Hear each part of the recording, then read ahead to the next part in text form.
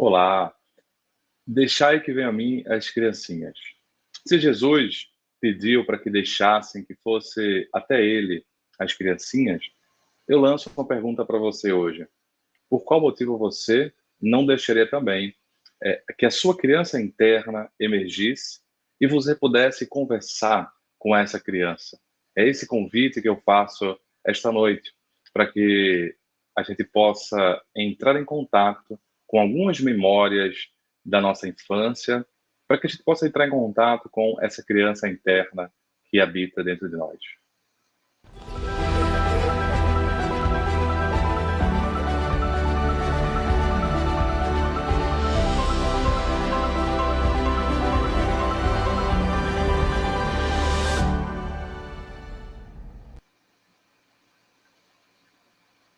Deixai que venham a mim as criancinhas, porque delas é o reino dos céus. Jesus, nessa exortação, nos convida, inclusive, a sermos semelhantes à criança, que aquele que não fosse semelhante a uma criança não seria digno do reino dos céus. Então, quando a gente pensa nessa perspectiva, a gente tem uma certa dificuldade de entender ao certo o que significa deixar vir a criancinha. O que é que significa conversar, dialogar com a criança interna? O que é que significa a criança que há dentro de nós? Além disso, como é que pode o reino de Deus, aquele reino que se assemelha a uma, uma evolução na qual nós almejamos chegar, em que chegaremos a uma perfeição relativa, e essa perfeição relativa construirá ao nosso redor o reino de paz. Como é que esse reino pode ser também, né, daqueles que se assemelham às crianças? E logo a primeira interpretação mais rápida e possível é que as crianças são puras. E como a gente tem lá a bem-aventurança da pureza, bem-aventurados que são puros, a gente tende a lembrar da pureza das crianças. E essa pureza, ela começa a ser colocada em xeque com a proposta reencarnacionista. Quando, por exemplo, você e eu sabemos, com a visão reencarnacionista, que quando você era criança e quando eu era criança, a gente não era essa pureza perdida ao longo do tempo, né? Eu não era puro, você não era puro, por quê? Porque todos nós temos uma bagagem reencarnatória, todos nós temos uma bagagem de dificuldades, bagagem de problemas, bagagem também de defeitos, bagagem de esperanças, bagagem também de promessas. Então, esse ser que tem uma bagagem, ele passa, segundo a visão espírita, na infância, por um período de esquecimento, um período de adormecimento das memórias, que tem uma importância, sobretudo, para que ele não lembre dos erros, ele não lembre das dificuldades, ele não lembre da culpa, porque senão, imagine que esse ser espiritual calejado, caído e cansado tivesse a oportunidade da reencarnação e tivesse desde a infância a memória de todas as entrelinhas da sua existência. Era possível e muito provável que esse ser espiritual ficasse aprisionado, né, nos redemoinhos da culpa e não conseguisse fazer a evolução que ele tanto merecia e que ele tanto almejava. Então, ao invés de andar para frente, ele ficaria aprisionado para trás, aprisionado no passado, com as suas memórias. Então, a própria visão espírita da necessidade do esquecimento que a infância nos impõe, ela coloca como um dos principais argumentos que é a necessidade também de um certo desligamento de algumas amarras, especialmente de culpa, que esse ser espiritual interexistencial, esse ser espiritual que está reencarnado precisa para poder ter uma nova jornada. Quantas vezes eu não encontro assim pessoas que me perguntam: será que não tem um remédio que apagasse a minha memória e deixasse só as coisas boas? Porque são as memórias que nos tornam quem nós somos. A memória é que nos dá essa bagagem. Por isso que demências e doença, por exemplo, de Alzheimer, causa tanto impacto, né? E filhos de pessoas com doença de Alzheimer me dizem assim: doutor, é como se eu tivesse meu pai, vendo minha mãe, desencarnado, né, ou falecido em vida, de acordo com a visão espiritual, religiosa de cada um. Porque não deixa de ser um luto antecipado. Porque aquele pai já não é aquele pai. Ele tem aquele ser super, como me diziam, ele era super inteligente, ele era super perspicaz, era uma pessoa dinâmica. E agora eu vejo meu pai dependente fisicamente, não lembrando de nada, porque no estágio mais avançado do Alzheimer, a pessoa vai tendo tanta morte cerebral, tanta degeneração cerebral, que inclusive fica dependente das questões físicas para poder fazer as atividades diárias, até como fechar um botão da própria camisa, até como se alimentar. Então, é quase, como dizem as pessoas, uma morte em vida. E os familiares acabam sofrendo um luto antecipado. Então, as memórias acabam dando a tonalidade do que eu sou, a tonalidade do que você é. E as memórias também, às vezes, nos aprisionam, mas às vezes também nos libertam. Então, é para que a gente não pudesse ficar tão fixado nas memórias ruins, que a gente tem a oportunidade do esquecimento temporário na infância, da reencarnação. Então, a tese de que a criança é pura, no sentido mais profundo, teológico e espiritual do termo, não seria a resposta para entendermos a proposta de Jesus na questão da criança interna. Não é que a gente era puro na nossa essência. Não, a gente era o que a gente é, né, do ponto de vista de evolução. Se Deus quiser, a gente hoje está até um pouco melhor do que quando era criança, porque tivemos uma década, 2 décadas, 3 décadas, 4 décadas, ou seja, alguns anos, alguns bons anos para poder, nessa existência, dar um passo maior. Então, se Deus quiser, hoje, né, eu espero que o Leonardo hoje seja um pouco mais evoluído e, nesse sentido, um pouco mais, entre aspas, puro, no sentido de evolução, do que quando era criança. Mas por que, Léo, a memória ruim ela teria tanto impacto? E aí há uma explicação que está para além, inclusive, da doutrina espírita, uma explicação biológica, né? As memórias ruins, elas têm um impacto ruim, duradouro e pesado e muito forte na nossa vida, simplesmente porque elas estão vinculadas a emoções negativas, a emoções que nos causam desprazer, que nos causam angústia, que nos causam sofrimento. E essas emoções negativas, elas estão postas no nosso corpo para que a gente possa sobreviver. Então, eu estou falando de tristeza, eu estou falando de raiva, eu estou falando de medo, eu estou falando de nojo. São as 4 emoções negativas básicas, negativas porque causam desprazer, que nós temos a facilidade de sentir porque elas nos protegem. Quando eu sinto nojo, eu me protejo para não me envenenar, por exemplo. Quando eu sinto nojo social, eu me protejo para eu não me envenenar com aquele comportamento negativo que eu não acredito ser o mais importante.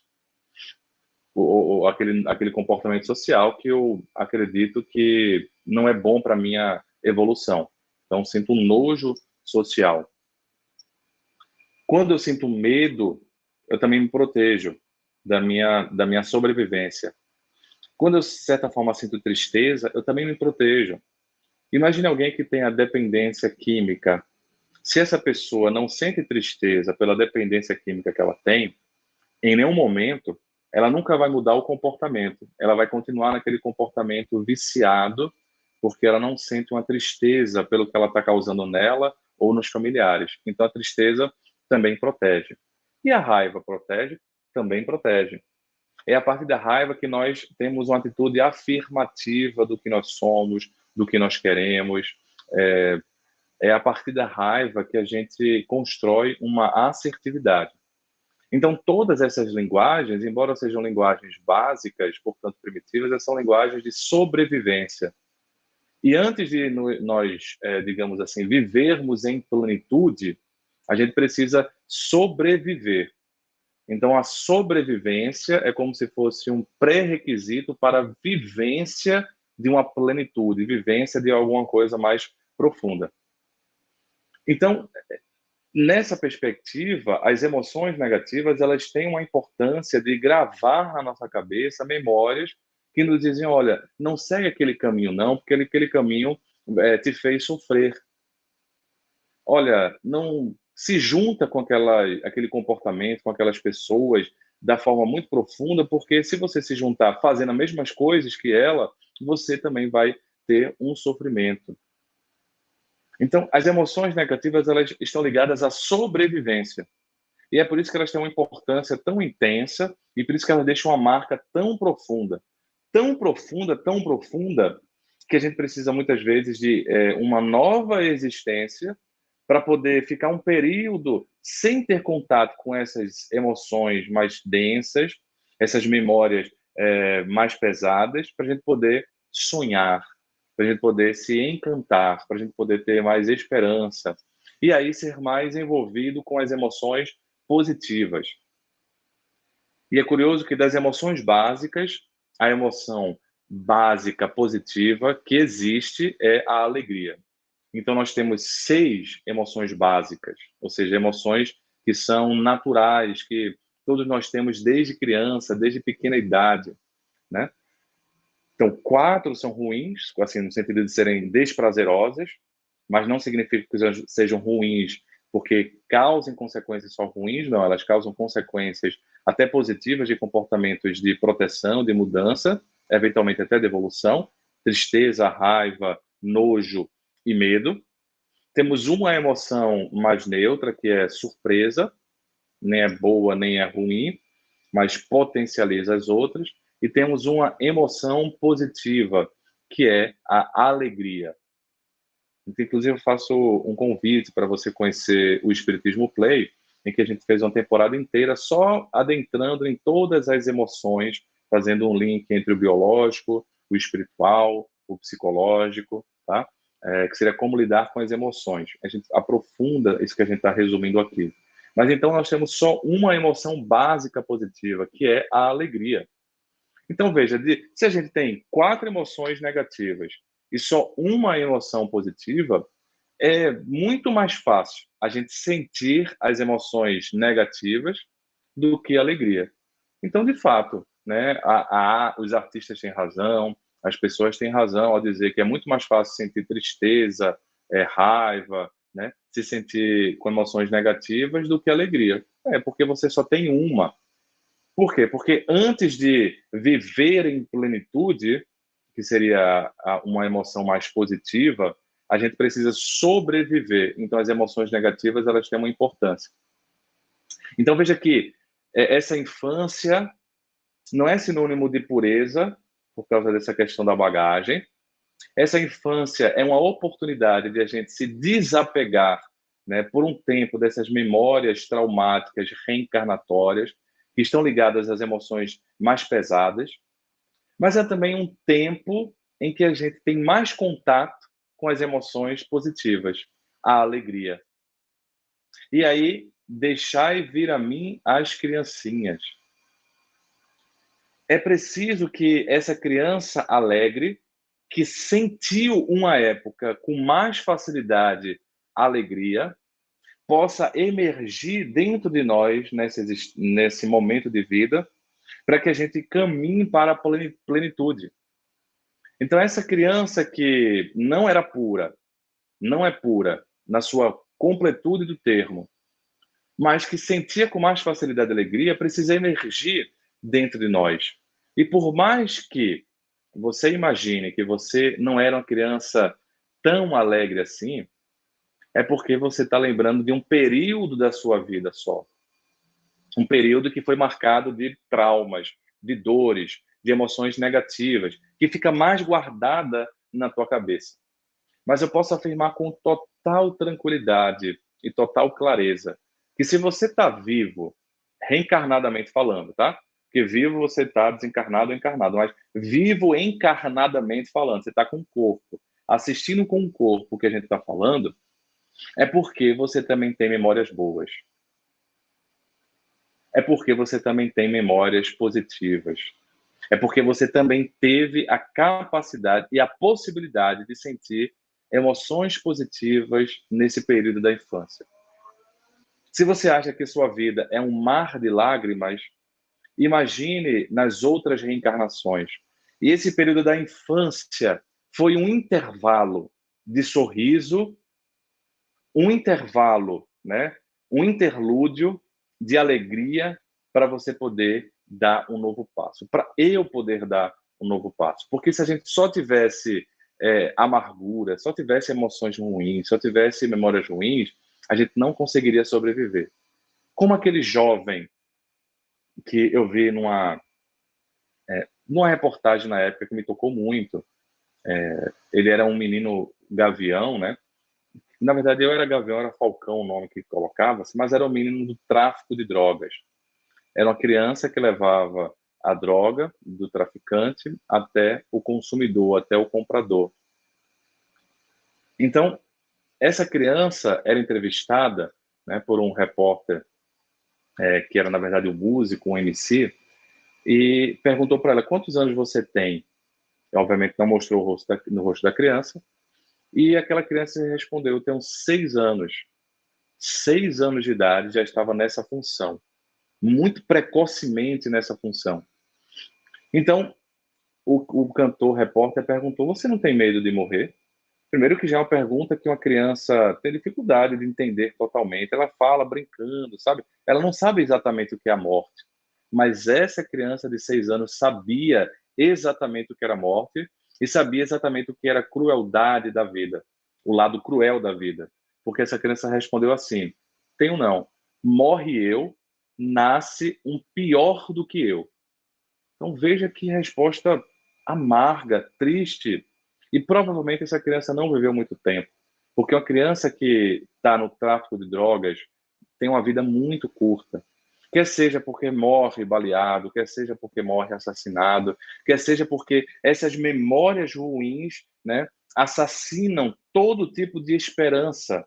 E veja que com 6 anos de idade, a criança não tem a mínima esperança e diz assim: morre eu, nasce um pior do que eu. No centro espírita que cresci, que nasci e me desenvolvi enquanto espírita, enquanto pessoa também, uma parte da minha pessoa, obviamente, a gente ajudava crianças nessa vulnerabilidade social, né? Num bairro muito pobre, num local muito pobre aqui de Recife, a gente ajudava crianças assim. E eu me lembro de uma criança que foi nossa evangelizando e morreu muito jovem também, né? E aí morreu pelo tráfico de drogas. E a morte dela foi traumática, sabe? Com esmagamento, é, por causa dos assassinos lá do tráfico.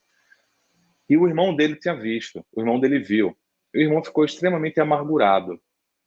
Então, assim, se a gente está hoje vivo, né, encarnadamente falando, adulto, é porque alguma memória boa, algum sorriso, alguma alegria, né, alguém nos salvou.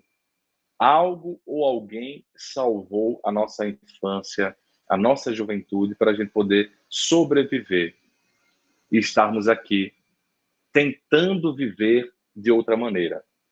É a função da infância e por isso a gente precisa deixar vir a criancinha.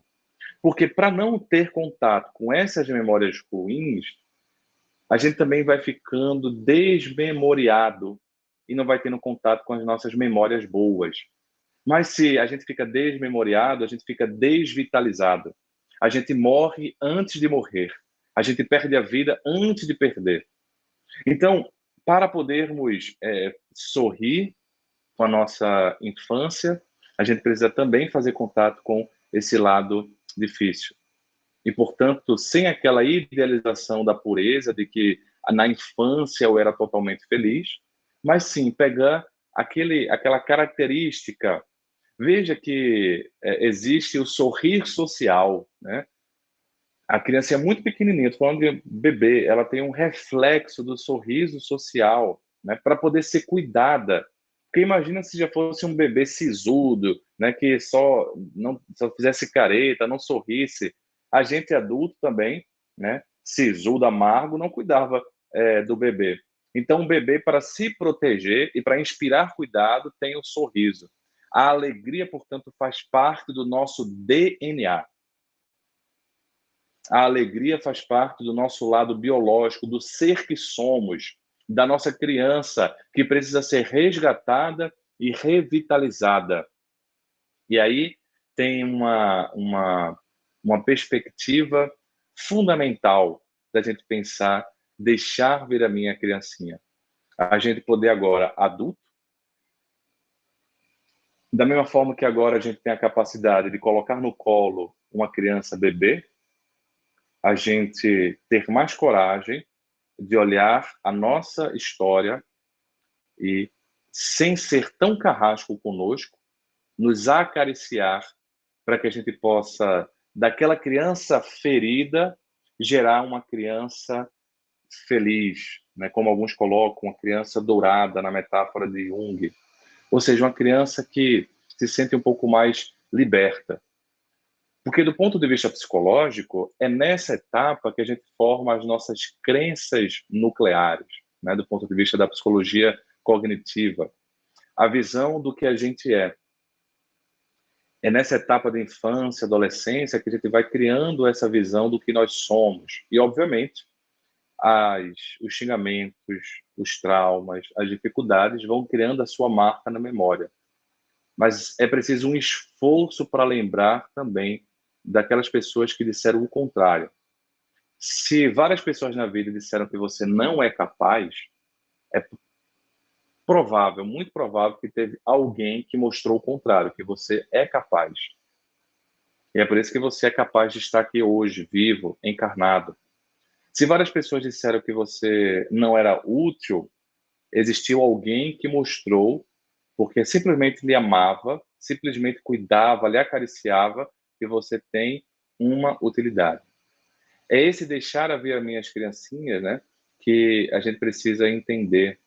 E se assemelhar à criança em uma outra característica, que é a espontaneidade. Da mesma forma que o bebê muito pequeno tem um sorriso social, ele sorri de forma espontânea para poder receber cuidado, a gente precisa ter mais espontaneidade. Porque a alegria é espontânea. Diz até uma algumas pessoas dizem, olha, alguns humoristas, se a piada precisa ser explicada, já não é uma piada boa, né? O humor que precisa ser explicado já perdeu a principal característica do humor, que é a espontaneidade, aquela coisa que a gente escuta, a gente vê e nos toca. Então, a espontaneidade e a capacidade de sorrir espontaneamente. Eu me recordo, em uma palestra espírita que realizei há muitos anos, em um estado aqui do Brasil, no Nordeste, eu estava hospedado na casa de colegas, né, que me convidaram, tudo, e lá uma família feliz, né, e conversava com a criança, na verdade conversava com os dois filhos, e o pai me dizia, rapaz, contando, vamos supor que Joãozinho é complicado, toda vez que eu chamo ele de manhã, né, ele fala assim, papai, só mais 5 minutos, né, eu quero fazer a prece. Então, o pai ia chamar Joãozinho, né, para poder acordar, e dá uma preguiça, né, às vezes você acordar de manhã, você quer aquela soneca, tem até no celular a função soneca. E aí, como o pai não deixava, Joãozinho falava assim, papai, me dê mais 5 minutos, eu vou fazer a prece. E aí o pai não sabia se Joãozinho estava enrolando ou realmente estava fazendo a prece, mas o pai espírita não queria desencorajar o filho de fazer a prece. Então, ele ficava naquela sinuca de bico e deixava o filho dormir mais um tempinho. Aí, daqui a pouco, ele chegava e falava, pronto, meu filho, já fez a prece, vamos acordar. E aí o filho falava assim, peraí, papai, mais um pouquinho, que a prece está muito forte, está muito intensa. E aí o pai né, já sorrindo internamente, deixava o filho dormir mais um pouco. E daqui a pouco, vamos, meu filho, agora, peraí, papai, eu estou pedindo pelo mundo todo. Eu achei aquilo fantástico, né? E rimos pra caramba. E eu perguntei assim para o Joãozinho, mas rapaz, eu fiquei com inveja de você. Ele, por quê? Porque eu, né, na minha época de infância, o meu pai era professor do colégio onde eu estudava e ele acordava cedo que só. E literalmente, que não é uma figura de linguagem, a gente geralmente éramos os primeiros a chegar no colégio. Não só tinha um funcionário que abria a porta ali, poucas pessoas e nenhuma criança. A gente era o primeiro a chegar, então acordava muito cedo. E já existia, quando era criança, chuveiro elétrico, né? É, e meu pai até teria condições de comprar o chuveiro elétrico. A gente não era uma família de classe média, média, bem média, mas teria condições de comprar o chuveiro. Mas lá em casa não tinha chuveiro elétrico. E só tinha um banheiro, eram 2 quartos, né? Eu tinha, eu sou o mais novo de 2 irmãos, então lá era um treliche, né? Um beliche e uma bicama. Eu dormia na bicama e eu era o mais novo, o caçula. Então, quando eu ia chamar para tomar banho para ir para o colégio, cedo que só, sem o chuveiro elétrico, quem aqui é primeiro era sempre eu, que era a lei, né, do mais forte. O mais velho mandava do meio mandava a mim. Então, em geral, havia às vezes uma caridade, né, dos meus irmãos de irem na minha frente às vezes, mas em geral era eu que ia na frente. Então era muito cedo, com chuveiro gelado, gelado, e eu ficava, às vezes, na frente do chuveiro rezando para ver se a prece esquentava. Isso eu me lembro. Eu rezava para tomar coragem de tomar banho no chuveiro. E nunca me liguei na prece para adiar, né? A prece da soneca. Nunca me liguei nisso. É, e aí eu expliquei para ele, tio, agora não dá mais, né? Só na próxima reencarnação. Pronto, na próxima reencarnação eu vou chegar já com essa ideia da prece para poder dormir um pouco mais. E mesmo com chuveiro elétrico, com banho quente, eu vou fazer essa estratégia. Eu vou julgar essa criança, negativamente falando, né? Você vai conseguir julgar essa criança? Ou dizer, você não fez porque você era mais... Não, que nada. Muito inteligente, né? É, ele não estava fazendo mal, né? É apenas um menino criativo, digamos assim. Eu achei fantástica essa ideia. Então, a espontaneidade, que não necessariamente significa pureza, mas a espontaneidade da criatividade, do sorrir, né? E aí, o que me parece que resume bastante essa proposta de olharmos para nossa criança sem sermos ingênuos, olharmos para nossa criança para podermos resgatar algo de bom, as emoções positivas, me parece que está também no capítulo 10 de Mateus, o versículo 16. O capítulo 10 de Mateus é o capítulo em que Jesus manda os 12 discípulos para poder pregar, para poder fazer, digamos assim, a divulgação da Boa Nova. O capítulo 10 começa com Jesus, digamos assim, abençoando, né? Entre aspas, até dando o poder da cura para os discípulos. E ali há um momento em que Mateus enumera todos os discípulos. E no final, né, dessa primeira parte, no versículo 16, Jesus diz assim: Eis que vos envio como ovelhas entre lobos. Por isso, sede prudentes como as serpentes, e sem a malícia como as pombas. Então, essa talvez seja um resumo, uma consequência desse ensinamento da infância, da criança que há em nós. A gente não pode ser a criança ingênua. Não, a ingenuidade não é a característica, né, da maturidade. Não é a característica. Se você é maduro, você não é ingênuo.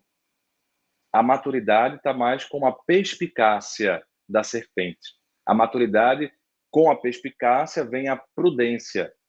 Então, prudência, emoção negativa. Ninguém fica prudente porque está alegre. A alegria não é prudente. A alegria é espontânea.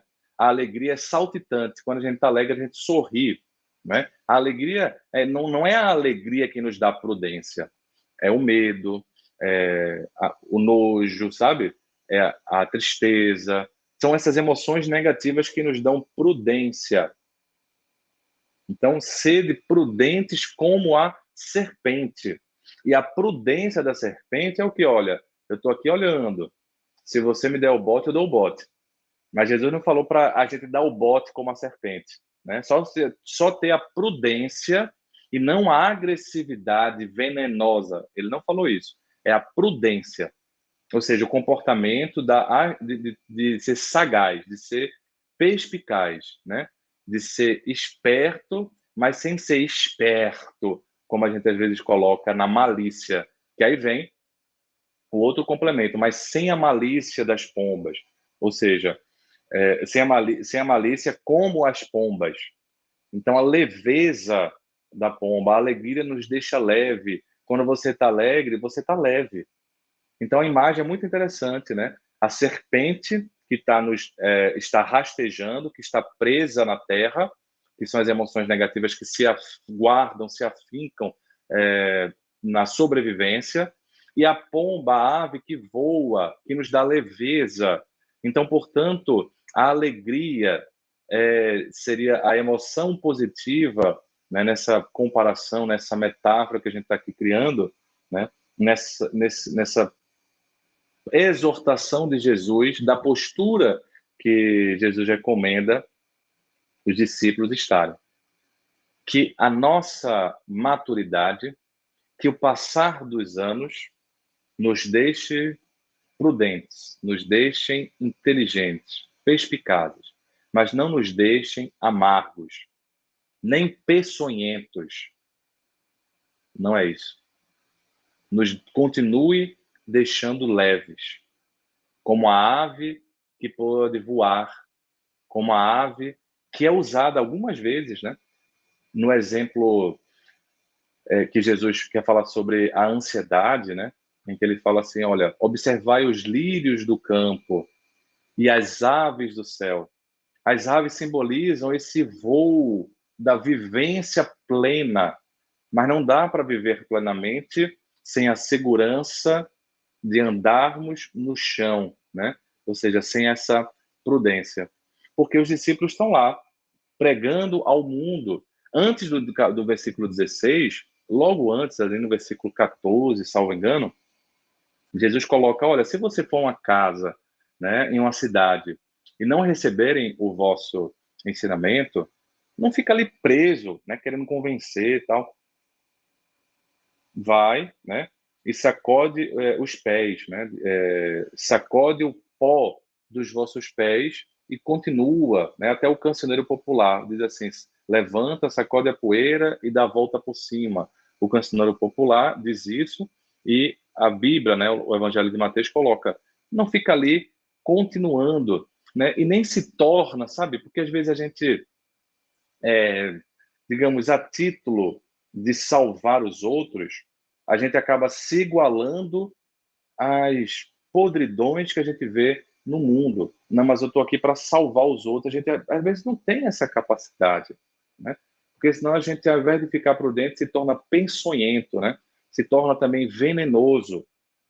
Então, que a gente possa ficar apenas com o que a serpente nos dá de exemplo bom, que é a prudência, mas não ser peçonhento, venenoso, sabe? Maldoso, e ficar com a língua ferina, e com a língua ferina devastando a vida alheia. A gente possa ficar só com a perspicácia da maturidade. Então, sim, a infância deve ser relembrada pela espontaneidade do brincar, pela espontaneidade da alegria, pela espontaneidade de, por exemplo, o meu filho me dá um abraço, cheira a minha barba e fala, papai, eu gosto do seu cheiro. Qual foi a última vez que você falou isso para o seu pai, para sua mãe, para o seu filho, para o seu esposo, para sua companheira? Eu gosto do seu cheiro. Há algo mais visceral do que o cheiro? O cheiro nos dá a memória. esse cheiro do bolo de chocolate, da comida, da cozinha de minha avó, da cozinha da nossa infância, o cheiro, ele nos dá, inclusive do ponto de vista biológico, eu estou falando do ponto de vista não só poético, mas biológico. Há uma via cerebral, né, que aciona as nossas emoções muito mais rapidamente com o cheiro. E aí os cães, né, os cães nos mostram muito bem isso, e muitos animais que têm, né, a questão do cheiro muito desenvolvida e sentem, né, farejam a partir dessa propriedade. Papai, eu gosto do seu cheiro. Que coisa linda para dizer que eu te amo. Muito mais visceral, muito mais poético, muito mais espontâneo e muito mais leve, que nos faz viver em plenitude. Então, complementando, deixai vir a mim as criancinhas, deixemos vir a nós a criancinha, eu queria encerrar a nossa reflexão de hoje, lembrando da criança que há em nós, se confraternizando com um adulto que nós somos, do adulto que há em nós, Jesus exortando os discípulos a irem no mundo, o adulto que somos exortando a criança que ainda temos dentro de nós, para que ela possa amadurecer sem se perder. Eis que vos envio como ovelhas entre os lobos das próprias memórias difíceis, os lobos das nossas próprias dificuldades, não só o lobo dos outros, do mundo, mas os lobos que estão dentro de nós mesmos, sabe? As dificuldades que a gente guarda, as perturbações que nós ainda somos. Eis que a gente envia e convoca essa criança entre os lobos, convoca que essa criança reencarne ou renasça dentro de nós e dentro da própria vida tem uma nova vida. Eu acho curioso essa perspectiva. Às vezes, uma dificuldade faz com que a gente tenha uma nova possibilidade, parece que é uma nova vida dentro da mesma vida. E a gente convoca essa criança para que ela possa ser acionada e agora mais madura, fala assim, olha, sede prudentes, não seja ingênua, minha filha, meu filho, criança interna, não seja ingênua mais. Agora você já é um adulto. Seja prudente como a serpente, mas permaneça sem malícia como as aves que estão no céu, voando em plenitude, voando em alegria. É um desafio, não é? Mas se a gente não convocar essa criança, não olhar para essa criança, a gente não vai poder fazer esse salto de qualidade que o Evangelho nos convoca, que o Evangelho nos convida. Muita paz, até a próxima oportunidade.